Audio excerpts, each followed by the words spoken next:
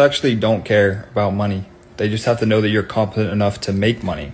And then they have to know that you're generous enough to share it with them. Because who wants to live with someone that's not competent and not generous? That's the whole point of why you think girls, oh, they only go for wealthy guys. No. They just want guys that are competent and able to figure it out. There's lots of ways to make money.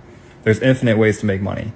And if you're asking her to split the bill on a first date, it's over for you. Like, I'm sorry. There's nothing more important when you're picking your partner than knowing that they can make money and provide, and then also they're generous and caring, and they don't hold it over you or they don't care about it that much. They just do it because they want to have a good family and they want everyone taken care of.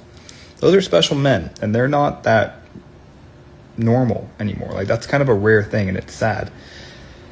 It's hard to make a lot of money, but if you're able to do that and then share it and be kind and generous, that's really what girls want. Kind, generous, sharing guys that are competent.